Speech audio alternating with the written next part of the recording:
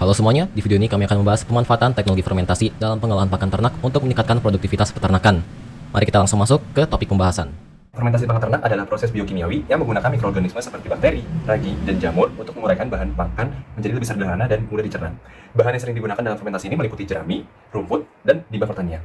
Tujuan utama dari fermentasi pakan ini adalah meningkatkan kualitas dan kecernaan pakan, mengurangi zat anti nutrisi, serta meningkatkan efisiensi produksi ternak.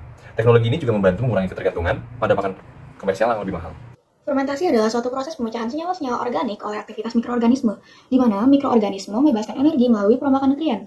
Pada proses ini, senyawa substrat yang merupakan sumber energi diubah menjadi senyawa yang lebih sederhana, atau memiliki tingkat energi yang lebih rendah. Secara umum, proses fermentasi dibedakan menjadi 4. Yang pertama adalah fermentasi yang menghasilkan sel mikroba, kemudian fermentasi yang menghasilkan enzim dari mikroba, lalu fermentasi yang menghasilkan metabolit mikroba, serta proses transformasi.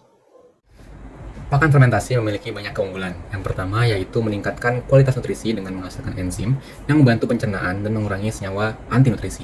Dan yang kedua adalah mempercepat pencernaan ternak dengan memecah serat kasar dan menjaga keseimbangan mikroflora usus. Dan yang ketiga, lebih hemat biaya karena bisa menggunakan bahan baku murah dan mengurangi limbah. Untuk melakukan fermentasi pada pakan ternak, hal yang pertama dilakukan yaitu menyiapkan bahan utama dari limbah organik seperti rumput, umbi jagung, dan sebagainya. Lalu, hancurkan bahan menggunakan chopper dan masukkan bahan-bahan yang mengandung mikroorganisme fermentatif seperti ragi. Lalu, simpan hasil campuran bahan selama 3-7 hari dalam keadaan anaerob. Faktor-faktor yang mempengaruhi efektivitas fermentasi meliputi suhu dengan suhu optimal sekitar 25-30 derajat Celcius, lalu kelembaban sekitar 60-70%, pH keasaman sekitar 6-7, dan waktu fermentasi sekitar 3-7 hari. Baik, di sini ada 5 hambatan. Yang pertama adalah kualitas bahan baku yang tidak konsisten.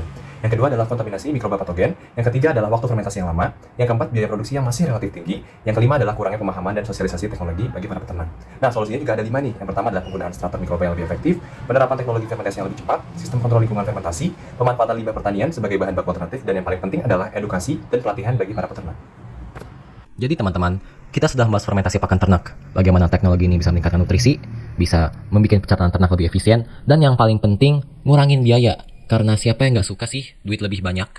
Tapi tentu saja, hidup nggak semudah itu. Pasti bakal ada tantangan. Misalnya bahan baku yang nggak konsisten, risiko kontaminasi, dan biaya produksi yang membuat peternak mikir, waduh, tapi santai, semua masalah itu ada solusinya. Pakai starter mikroba yang lebih tepat, menggunakan teknologi yang lebih canggih, dan yang paling penting, edukasi petani. Kesimpulannya, pakan ternak itu adalah solusi masa depan. Lebih efisien, lebih hemat, lebih ramah lingkungan. Dan jika semua itu nggak bikin kita tertarik, ya sudah, ternak kita makan rumput saja begitu. Oke, segitu saja dari kami. Semoga video ini bermanfaat. Terima kasih.